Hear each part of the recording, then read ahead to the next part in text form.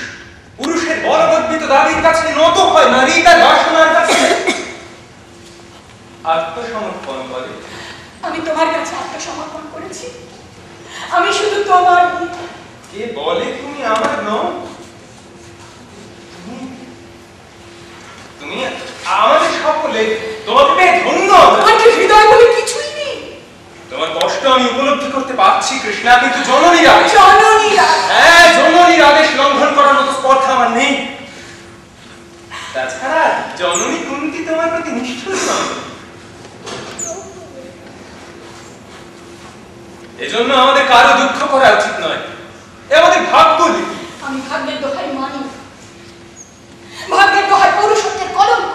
তাই যদি হয়, তোমাকে আমরা পেলাম কোন শক্তির জোরে? তুমি আমাদের সৌভাগ্য লক্ষ্মী, কিন্তু তোমাকে বরণ করার মতো সম্পদ আমাদের ঘরে নেই।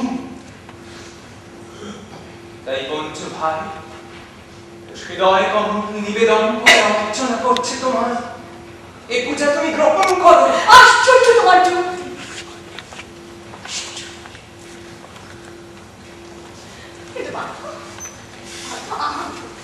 আমার তো ইচ্ছে পছন্দ বলে কিছু আছে না।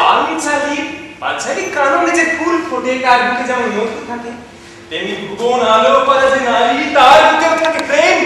প্রেমী অমৃত, তাকে একলা ভোগ করতে নেই, তাতে বিরোধ ঘটে।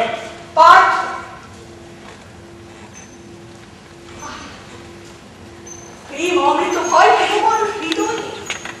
যেখানে ভালোবাসা নেই, প্রেম নেই, অচেতন মধ্যে তা সত্য, সেখানে বিবাদ লিপ্ত। একটা গোপন জ্বালা নিবিড় অবসায় প্রেমিকের মনকে পোড়ায়। সে দাবস্থল করবে কি? শোনো, কামনা, বাসনা, প্রেম এসব মানুষকে যেমন সঠিক পথে চলতে সাহায্য করে, আবার উন্মাদ করে। কথা বলতে এতটুকু কষ্ট করে না তোমার?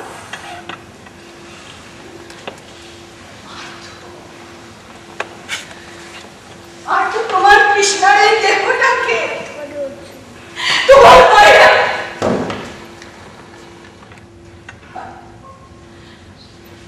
কোনো করুণা হবে না আমার জন্য? নিজের অধিকার অন্যের কর্তৃত্ব মেনে নিতে এতটুকু কষ্ট হবে? তুমি দুর্বল করে দিও না আমায়।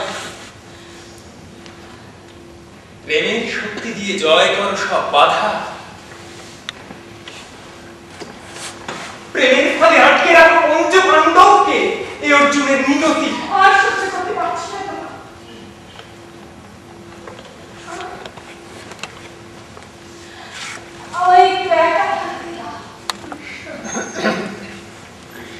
কৃষ্ণা, তুমি হবে আমাদের মন্ত্রের স্রষ্টা, আমাদের পথদ্রষ্টা। এই যে রাজপুরী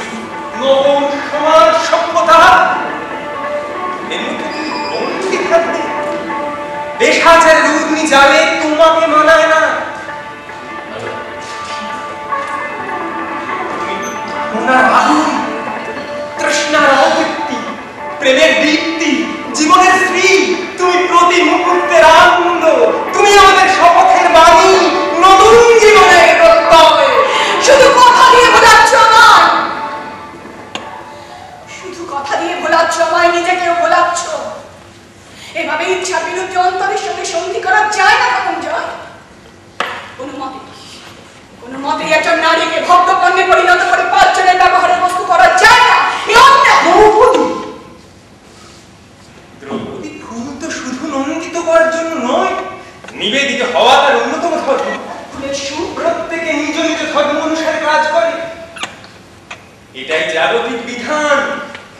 মনুষ্যকুলে জন্মগ্রহণ করে তুমি এবং আমি স্বভাব এবং ধর্মে পৃথক। তোমার কাজ শুনবো না, শুনতে চাই না তোমার কথা। চলে যাও, চলে যাও। তোমার দেওয়া এই অপমান সারা জীবন বয়ে বেড়াতে হবে আমার।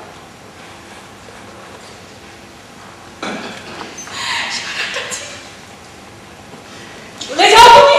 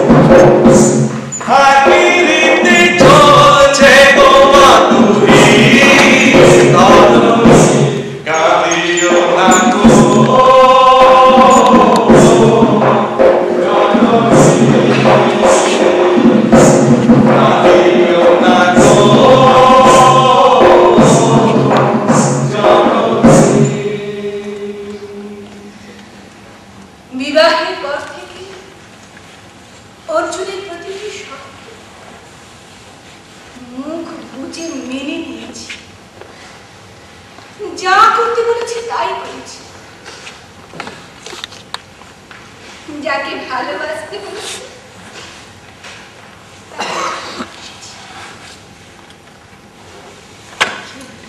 শুধুমাত্র রাজনীতির স্বার্থে আমাকে 10 বছরের জন্য চার মায়ের কাছে ফেলে রেখে চলে গেল। দাঁতে দাঁত চেপে কষ্ট সহ্য করছি। কিন্তু যেদিন জানলাম অর্জুন উলুপি আর চিত্রাঙ্গদাকে বিবাহ করেছে এবং তারা অর্জুনের সন্তানের জননী হয়েছে,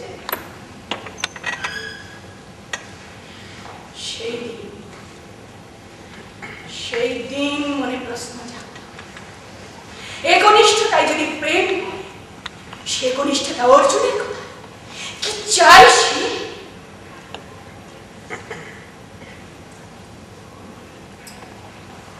পেরিয়ে গেল 12টা বছর, আজ অর্জুন ফিরে আসছে।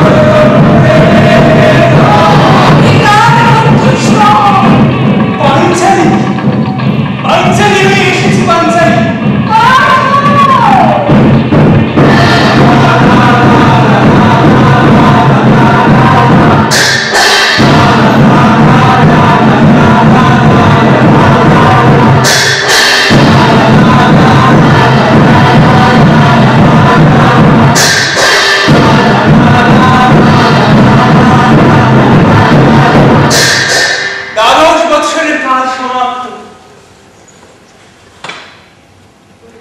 আমার প্রত্যাবর্তনের সংবাদ পাওনি তুমি?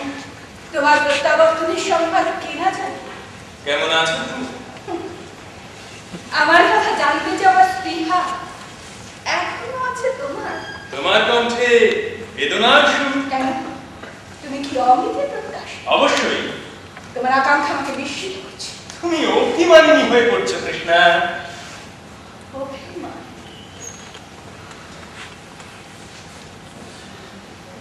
কার প্রতি কথা বলছো? কে দেখে আমার অভিমানের মহিমা? একা একা অভিমান করা যায় না। আমি কাল মাত্র বিলম্ব না করে শুধু তোমার দর্শন প্রাপ্তির আশায় দ্রুত অন্তঃপুরে প্রবেশ করেছি। সে কি শুধুমাত্র আমার জন্য? তোমার জন্য নয়? আমার জন্য? অবশ্যই। যুদ্ধ, তীর্থ দর্শন, দান ধ্যানে তুমি যখন ব্যস্ত ছিলে তখন কোথায় ছিল তোমার কৃষ্ণা প্রেম? আর আজ যখন তুমি ক্লান্ত, পরিশ্রান্ত, তখন পুনরায় নিজেকে অনুপ্রাণিত করার জন্য আমার সান্নিধ্যের প্রত্যাশী। কৃষ্ণা, কৃষ্ণা, এই ত্রিভুবনে তুমি ছাড়া আর কে আমাকে অনুপ্রাণিত করতে পারে? কৃষ্ণা,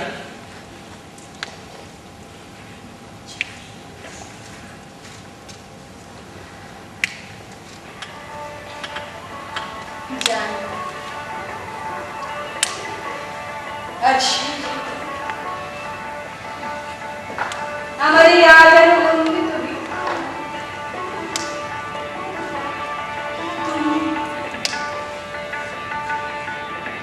তুমি একদিন বিশ্রাম করতে আসবে এ বিশ্বাস আমার ছিল।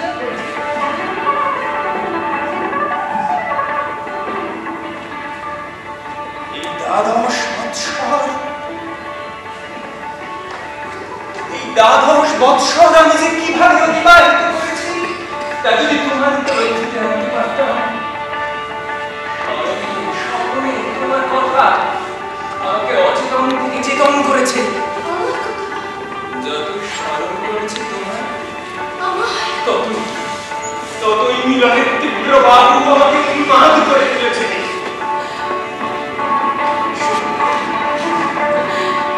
সত্য বলছো?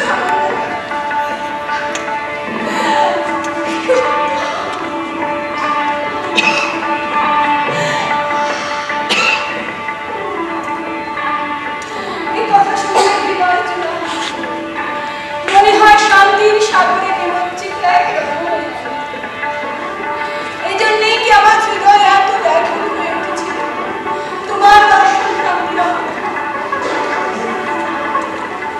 তাহলে উপলব্ধি করতে পারছো?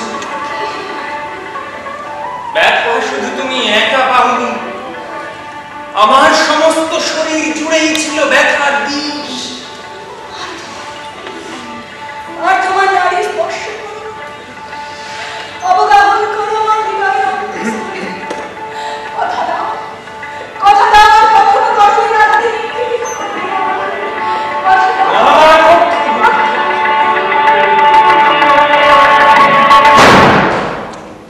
কে? কেউ? ওই শিলাস্তম্ভের কাছ থেকে কে দাঁড়িয়ে আছে? কি তোমার দর্শন পাওয়ার অপেক্ষায়? কিন্তু কে দুঃসাহসী? সুভদ্রা। সুভদ্রা? বাসুদেব ভগিনী? হ্যাঁ, কিন্তু এই অন্তঃপুরে প্রবেশ করলে কোন সাহসী? আমারই সঙ্গিনী। সঙ্গিনী? না, সঙ্গিনী জীবন সঙ্গী।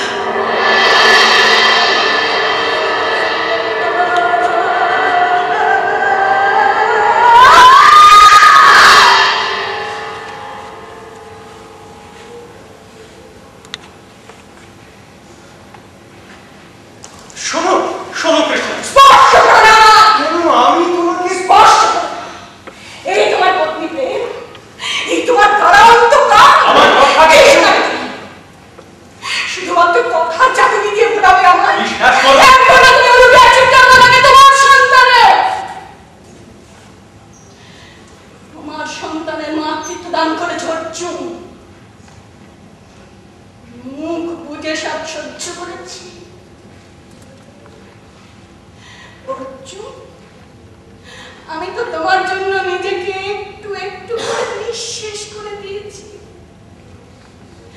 আর কি চাও তুমি? বিশ্বাস করো সুভদ্রাকে গ্রহণ না করলে আমার জীবন আমি রাখতে পারি।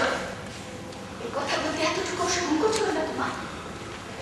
শুধু সুভদ্রার কথাই ভাববে, একবারের জন্য ভাববে না যে নারী তোমার জন্য 10 বছর দ্বার উন্মোচন করে অপেক্ষা করছিল, তাকে কি পুরস্কার দিলে? আমি জানতাম সুভদ্রার সঙ্গে আমার পরিণয়ের কথা তোমার হৃদয়ে কাল বৈশাখী ঝড় তুলবে, কিন্তু ওকে পরিত্যাগ করলে অধর্ম হতো। যাদবকে পরিত্যাগ করলে হতো অধর্ম, আর নিজের থেকে পরিত্যাগ করা বুঝি ধর্ম? আমি তো তোমায় পরিত্যাগ করিনি কৃষ্ণা। না না না, পরিত্যাগ করনি। ভুল, তুমি ভুল করছো কৃষ্ণা। হ্যাঁ ভুল। আমার হৃদয়ে যে স্থানে তুমি ছিলে আজ সেই। আর শুনবো না কথা, তোমার বিশ্বাস তোমার কাছে সঞ্চিত। সুভদ্রার সঙ্গে দ্বন্দ্ব করা তোমার শোভা পায় না দেবী। তুমি নারীদের মধ্যে শ্রেষ্ঠা, অন্যদের সঙ্গে তোমার তুলনা চলে? তোমার তুলনা শুধু তুমি। বেশ,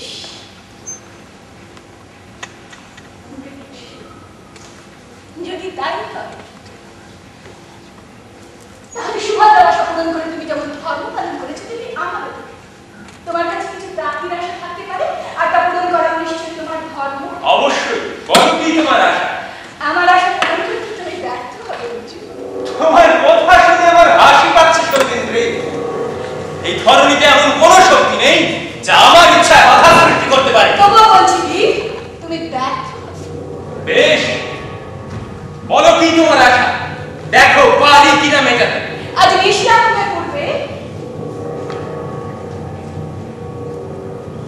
সুভদ্রাকে ত্যাগ করো।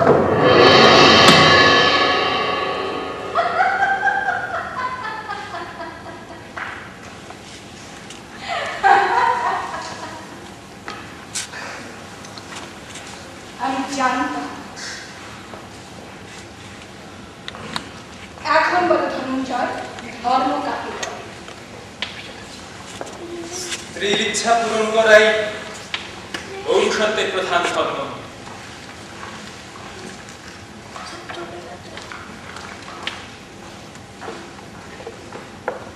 আমি চলি। দাঁড়াও, কোথায় যাচ্ছ তুমি? তোমার অভিলাষ পূর্ণ করতে। হায় পুরুষ, কি বিচিত্র তোমার সিদ্ধান্ত! নারীকে গ্রহণ পরিত্যাগ সবই তোমার মুহূর্তে আকাঙ্ক্ষার ইচ্ছার উপর নির্ধারিত হয়। যদি পরিত্যাগী করবে তবে কেন সম্মত হয়েছিল সুভদ্রার সঙ্গে প্রণয় আবদ্ধ হতে? সুভদ্রার সঙ্গে প্রণয় আবদ্ধ হতে আমার সম্মতি ছিল না। তাহলে বলো তো তখন। হ্যাঁ, বলো। কিছুক্ষণ পূর্বেই তুমি না বলো এই ধরনীতে এমন কোনো শক্তি নেই যা তোমার ইচ্ছার বাধা সৃষ্টি করতে পারে।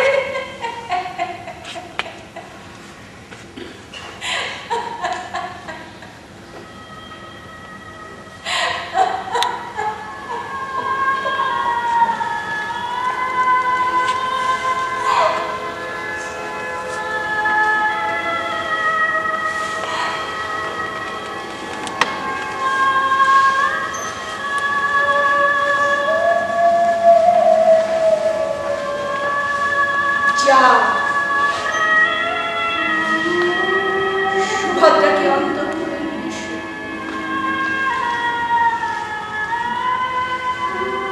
এই অবস্থায় যাদবকে পরিত্যাগ করলে অধর্ম হবে অর্জুন। তুমি এক অপূর্ব বিস্ময় কৃষ্ণা।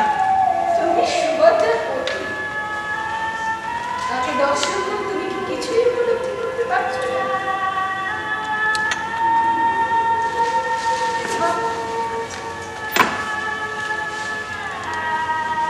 সন্তান সম্ভব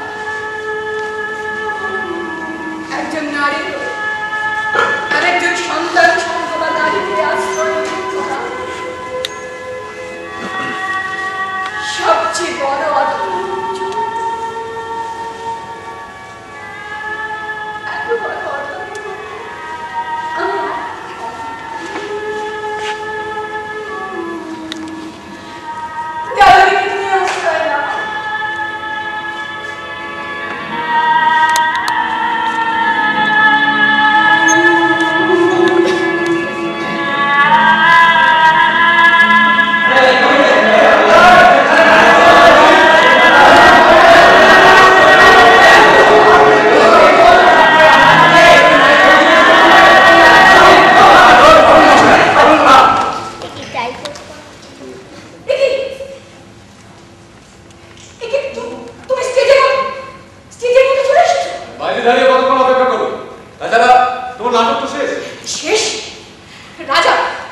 তুমি মিনিমাম ভদ্রতাটুকু হারিয়ে ফেলেছো।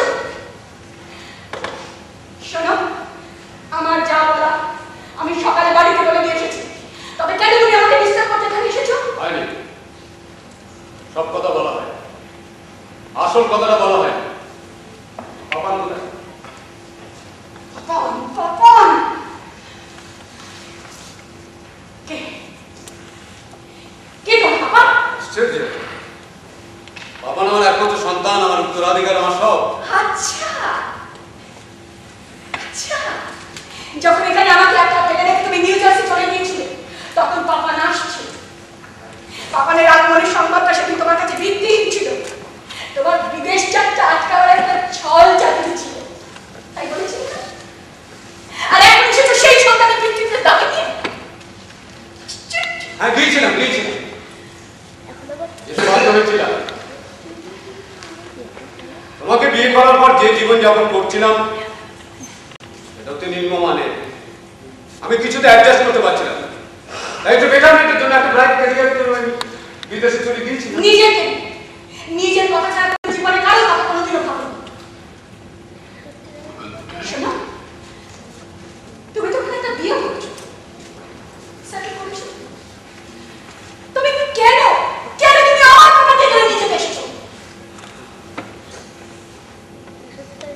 ডাক্তার বলেছে আমাদের কোনো সন্তান হবে না।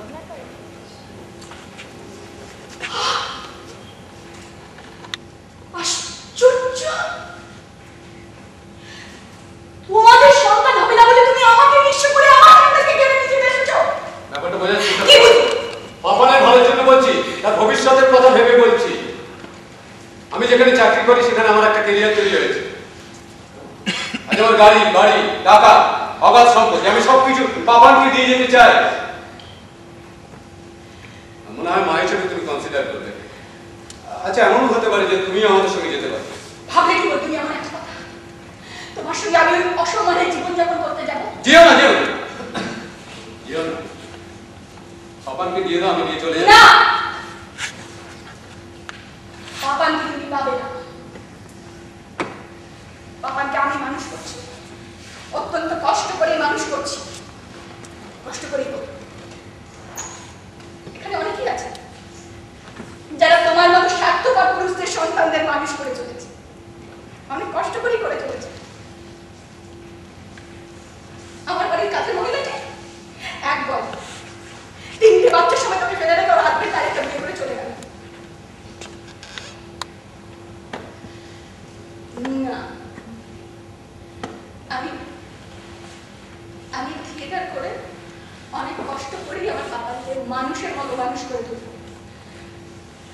রাজা, আশা করি তুমি তোমার জবাব পেয়ে গেছো। তুমি আমাকে আর বিরক্ত করতে আসবে না। দাঁড়াও।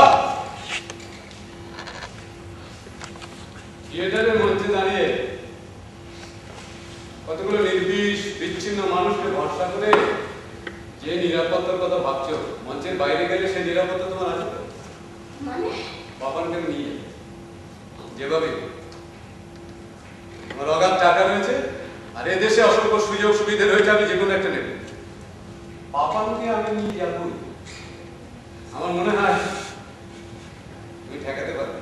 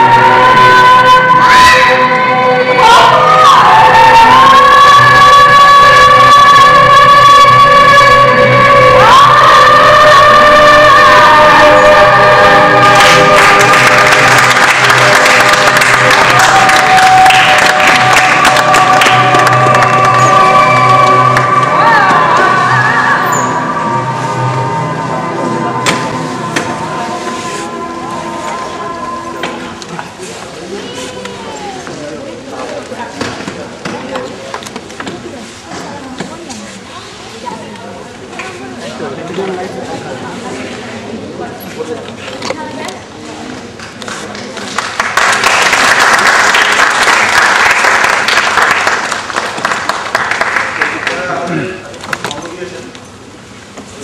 আপনারা যারা এসেছেন তাদেরকে আমরা দেবদান নকশার পক্ষ থেকে আমাদের অভিনন্দন, ভালোবাসা এবং শ্রদ্ধা জানাই। সে সঙ্গে একটি কথা আপনাদেরকে না বলে পারছি না, আমরা মূলত গ্রামে মফস্বলের থিয়েটার করছি। বছরে এক একবার কখনো কখনো কলকাতায় আসি। আপনারা যারা আমাদের ডাকে সাড়া দিয়েছেন তারা মফস্বল থিয়েটারের পক্ষ থেকে, তারা বাংলা থিয়েটারের পক্ষ থেকে আপনাদের সকলকে আমাদের আরও একবার শ্রদ্ধা জানাই। সেই সঙ্গে দু একটা কথা বলতেই হয়, সেটা সেই নাটকটি লিখে দিয়েছেন রাজা এবং অভিনয় করেছেন থিয়েটারের কর্মী কালপুরুষ আগরপাড়ার কর্মী। কথা সুর করেছেন দেবব্রত দাস, হাবড়া জনজাগরণের পরিচালক, আর মঞ্চ করে দিয়েছেন বুদ্ধদেব ভট্টাচার্য, সেও মফস্বলের কর্মী, দত্তপুকুর দৃষ্টি নাট্য সংস্থা বুদ্ধদেব ভট্টাচার্য। আপনাদের সকলকে গোবরডাঙ্গা নকশার পক্ষ থেকে ধন্যবাদ।